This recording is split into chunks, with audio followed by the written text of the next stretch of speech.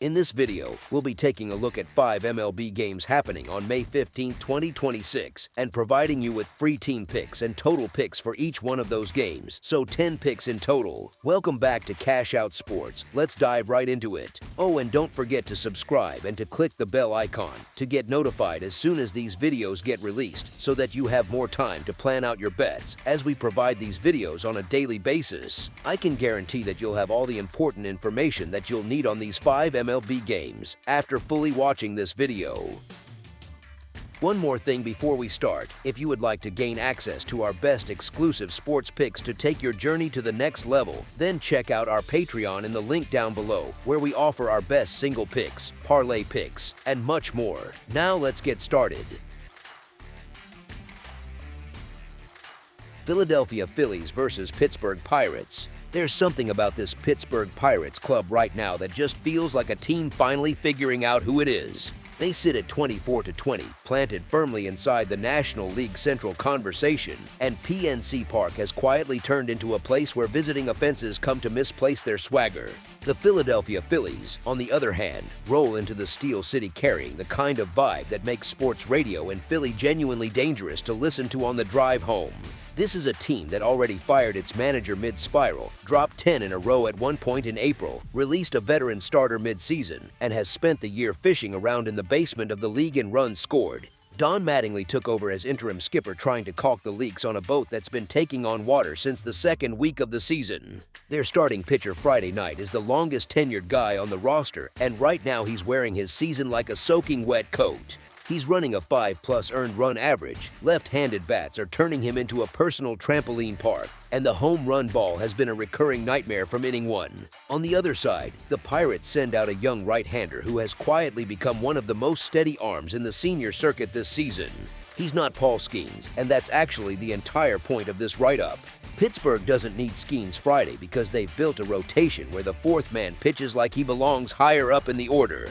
Add in a North Shore crowd that's actually showing up because this team is genuinely fun to watch again. A Phillies offense that scuffled in Boston on a 2-game scoring drought heading into this series, and a road club whose body language has looked off all year, and the value sitting at home tips squarely toward the black and gold. The Phillies still have stars, of course, and any lineup with Bryce Harper and Kyle Schwarber in it deserves respect by default. But stars alone don't beat momentum, ballparks, and a pitching mismatch all wrapped together on a Friday night in Pittsburgh. As our first pick for this matchup, the Pittsburgh Pirates money line is our full game side pick. Now let's talk about the actual temperature of this game. PNC Park is the kind of place that swallows fly balls whole, especially the ones hit by right-handed bats. The deep alleys, the heavy May River air, the way the yard has consistently smothered power for years now, it all stacks up into one of the most pitcher-friendly environments in the National League. Lay that backdrop over a Phillies offense that has been one of the most maddening watches in baseball this season, and you can already feel the shape of a slower, grinding kind of night taking form. This is a Philadelphia club that's already been shut out multiple times before the calendar even hit Memorial Day weekend, and the last 2 ball games they played in Boston were a 3-1 and a 2-1 affair where every base hit basically required a notarized signature. That's not a one-off bad week. That's been the identity of this team for stretches all season long. Pittsburgh's pitching staff sits comfortably inside the top 10 in baseball in team earned run average, and their bullpen, while occasionally flammable, has stabilized lately with the back end getting tightened up. On the offensive side, the Pirates are no run-scoring juggernaut themselves, hovering middle of the pack with a lineup that scratches and pecks far more than it bludgeons. You stack a struggling Phillies offense against a young Pirate starter who has been allergic to crooked numbers. Mix in an Aaron Nola who, even with all his issues, runs his biggest weakness, the home run, straight into the one ballpark in the league that actively neutralizes it, and you've got the recipe for a game that wants to live in the 5s and 6s far more naturally than the 8s and 9s. Add early evening Pittsburgh weather that tends to play heavy along the rivers in mid-May, and the case for a quieter scoreboard practically writes itself. As our second pick for this matchup, under the projected total is our full game total pick.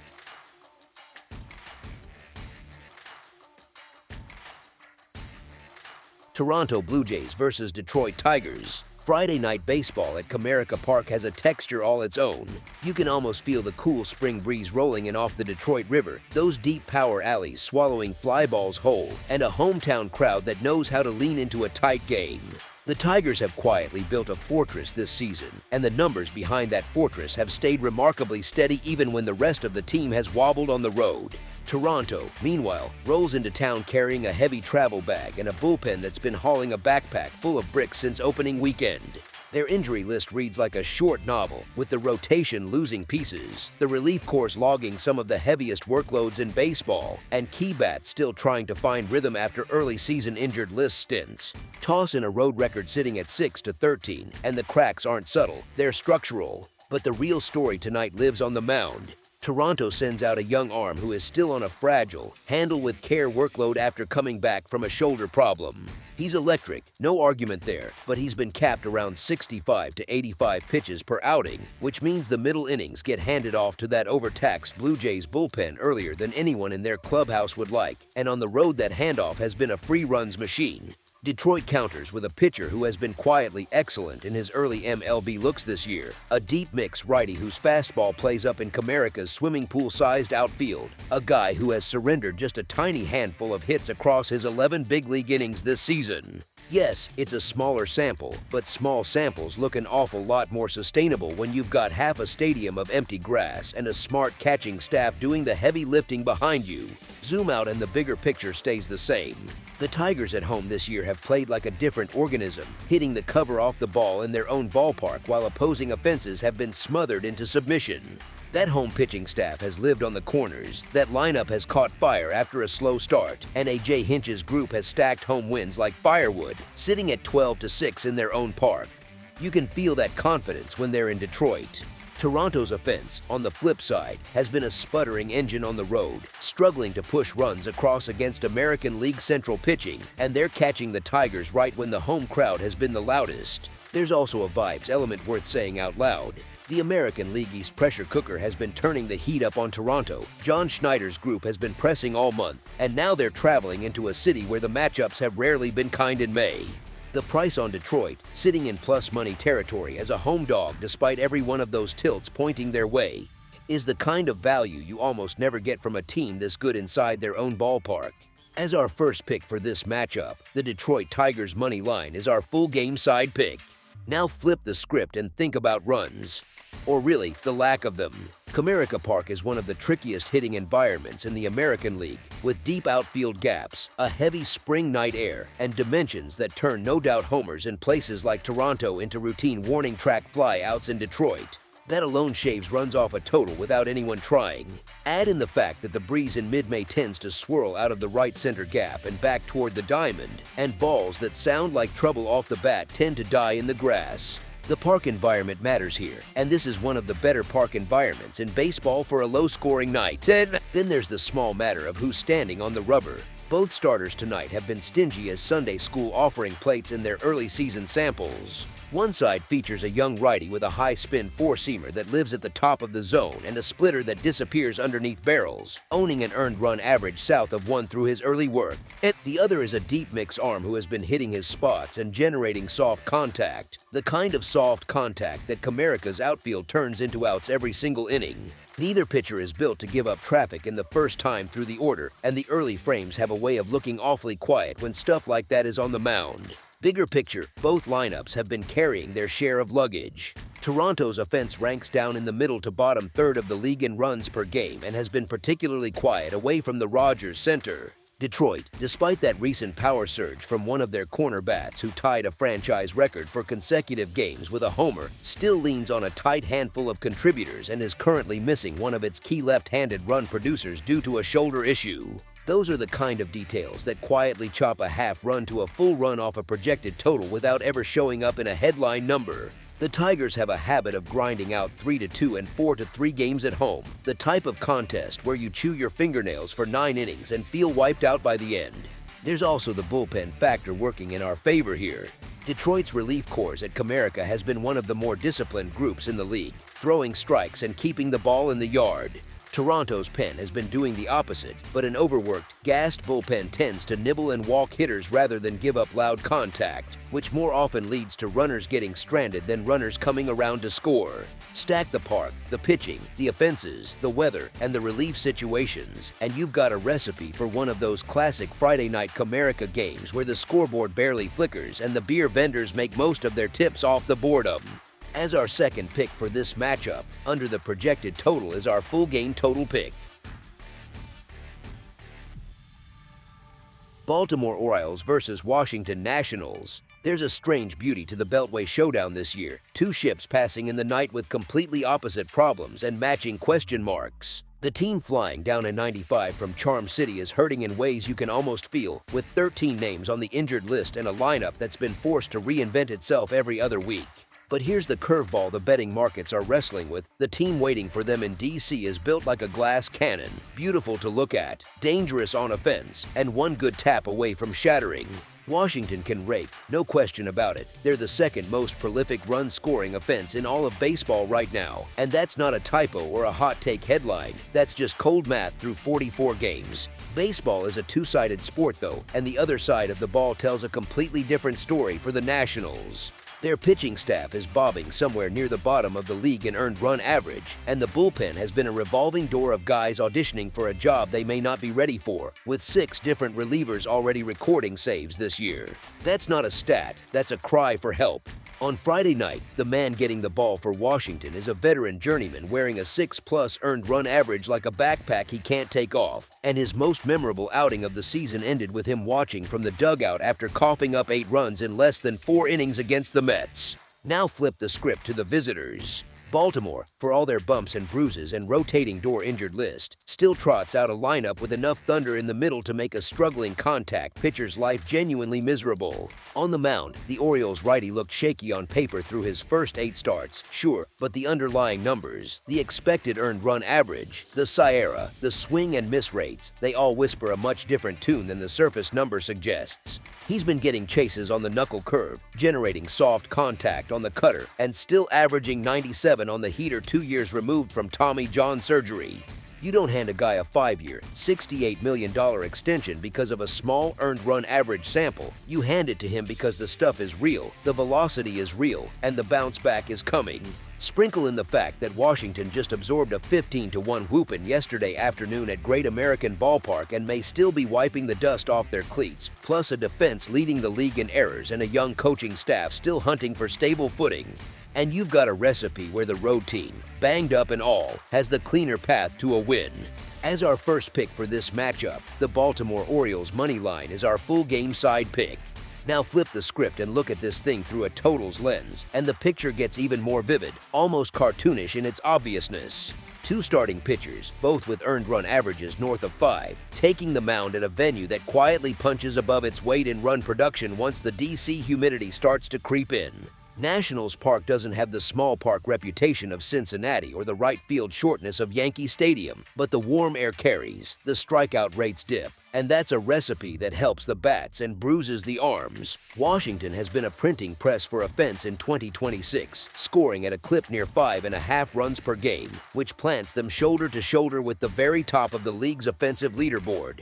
On the receiving end, the Nationals staff has surrendered close to 60 home runs already, tied for the most allowed in all of baseball, and their error total leads the entire sport, which means free runs and extra outs are practically a sponsorship.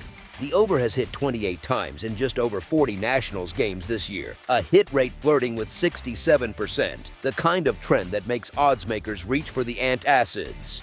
For Baltimore, the same trend is in motion, with the over cashing 26 times this season, and the starter on the mound tonight carries pitch-to-contact tendencies that lean toward damage when bats get any kind of timing. Add in a forecast calling for warm spring air, low precipitation odds at first pitch, and the kind of evening where the ball carries just enough to turn warning track flies into souvenirs, and the conditions stack neatly with the trend. You've got 2 offenses that have been launching, one of them blistering hot from the leadoff spot all the way down, the other still finding its rhythm but more than capable of stringing rallies together. You've got 2 pitchers who can't reliably put hitters away when it matters most. You've got a defense behind one of them that has been the worst in baseball at preventing the little stuff from snowballing into the big stuff. You've got a park, a lineup card, a forecast, and a season-long trend all pointing in the same loud, obvious, scoreboard-spinning direction. As our second pick for this matchup, over the projected total is our full game total pick. Milwaukee Brewers versus Minnesota Twins. All right, picture the scene. The Brewers come rolling into Minneapolis with the swagger of a team that sees the world tilting their way. 8 wins in their last 10 games, a sweep of the Yankees still warm, a series taken from the Padres, and a record sitting at 24-17. On the surface, this looks like a no-brainer for the favorite. That right there is the trap. Pull the curtain back on what Milwaukee actually looks like the second they leave the friendly confines of American Family Field, and the whole picture sours in a hurry. Their last 10 road games tell a brutal story, 2 wins to 8 losses, a club that turns into a totally different version of itself the moment the home crowd disappears. It's that buddy who's a riot at his own house but goes quiet the second he steps into someone else's living room. Now layer in the fact that Milwaukee hasn't even announced a starter for tonight, which in bookmaker code is shorthand for a bullpen game or a spot arm getting tapped late in the week.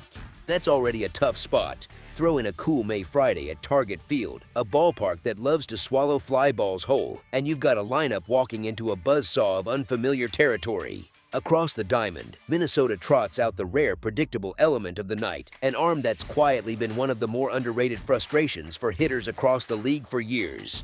Joe Ryan's the kind of guy whose stuff doesn't pop on a velocity chart, but whose fastball seems to evaporate at the plate. Hitters fouling balls straight back and walking off muttering about how a pitch that's slow shouldn't be that hard to square. He's been a thorn in Milwaukee's side throughout his career, working deep, keeping crooked numbers off the board, treating their lineup like a familiar puzzle he's already solved more than once. Add in the recent return of a key infield bat coming off the injured list, and a lineup that had been running on fumes suddenly has a pulse again. You've got a road team in a road slump showing up without a real starter, a home team with their best arm on the mound in a famously pitcher-friendly park, and a market offering plus money on the side that owns just about every situational edge in the matchup. That's the kind of price you pounce on, not pass on. As our first pick for this matchup, the Minnesota Twins money line is our full game side pick. Now let's flip over to the total. The number's parked at 8, which feels like a half run more than this game actually deserves once you walk through the kitchen. Start with the Brewers bats, because the season-long numbers can fool you. Yeah, they're scoring above 5 a game on paper, but that production has been propped up by their home cooking and a handful of crooked number explosions that pad the average. Take Milwaukee away from American Family Field and the same group looks like a different animal, and the long ball, the great equalizer of any overbet, just isn't part of their toolkit this season. They sit dead last in all of baseball in home runs. Dead last. That's a real problem heading into Target Field, where the upper deck air on a May evening in Minneapolis doesn't push baseballs over the wall the way it does in the thick of August.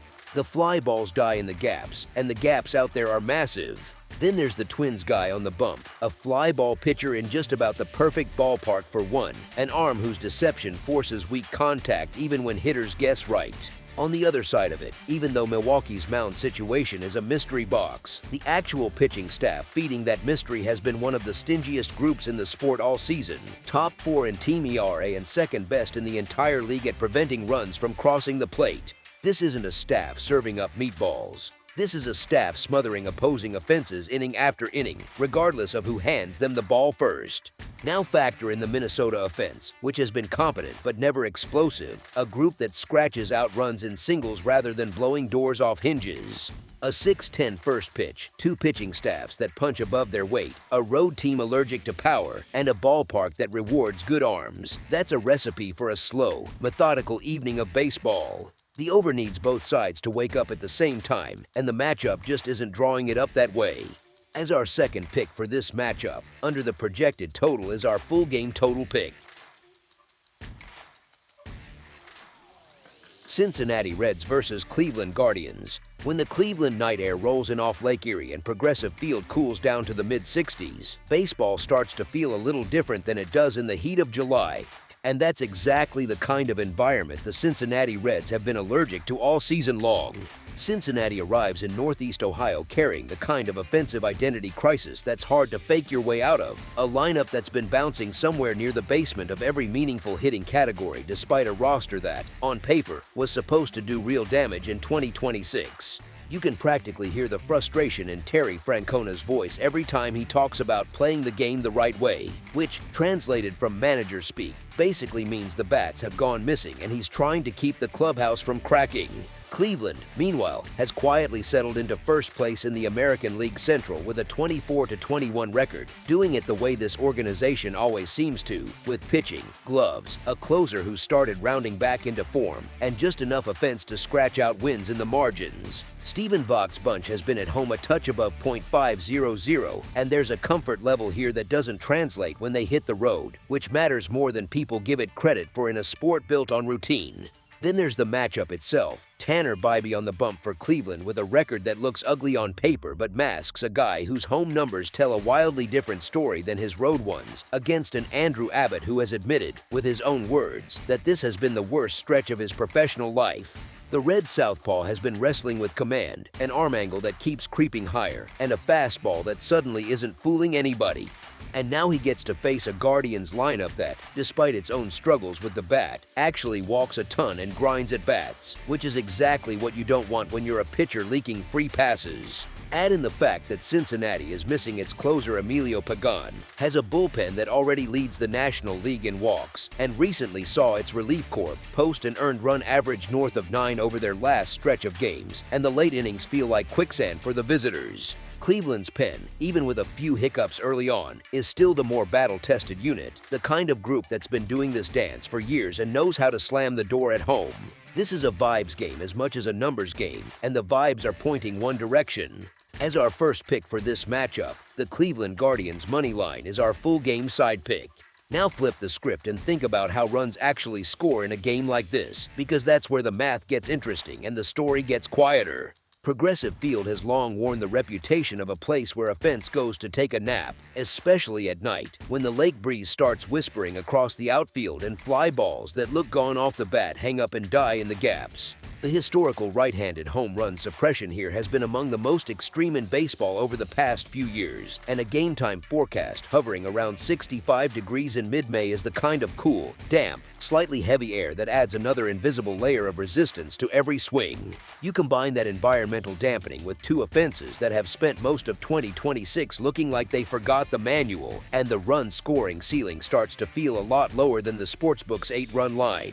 Cincinnati has been hitting in the low .22 odds as a team, sits near the bottom of the league in just about every counting stat, and on the road specifically has run into the exact kind of pitching environment where their already shaky contact gets exposed. Cleveland, for its part, isn't scaring anybody at the plate either, ranking in the mid-20s in runs per game and still searching for the version of its lineup that was supposed to show up months ago. The starting pitching matchup is one of those situations where the surface earned run averages look pedestrian, but the underlying expected metrics tell a story of guys who, frankly, deserve a little better than what they've shown, and a cool May night in a pitcher-tilted park is the exact spot for that regression to find them. Bibee at home has been a markedly different pitcher than the guy who keeps getting battered on the road, and even Abbott, for all his recent issues, generates weak contact on his fastball when it's actually located, with exit velocities allowed that haven't drastically spiked despite the earned run average suggesting otherwise. You also can't ignore the way both bullpens project to be used, Cleveland leaning on its strength in short bursts, Cincinnati trying to navigate the late innings without its ninth-inning anchor and a relief unit that's already been gassed. Walks lead to runs, sure, but they also lead to longer innings, more pitches, and the kind of stalled rallies that strand traffic instead of scoring it, especially when contact quality is league average at best. The total feels propped up by reputation rather than reality, and when you stack the park, the weather, the cool calendar spot, and two lineups that have been spinning their wheels for weeks, the number tilts pretty firmly in one direction. As our second pick for this matchup, under the projected total is our full game total pick. That's all for now, so if you have any other games you would like reviewed, then leave a comment down below with the game you would like analyzed, subscribe to our channel, leave a like on this video, and we'll get to it as soon as we possibly can. We would also love to hear your opinion on the picks presented to you in this video, whether you agree or disagree with them, so leave a comment down below and do let us know.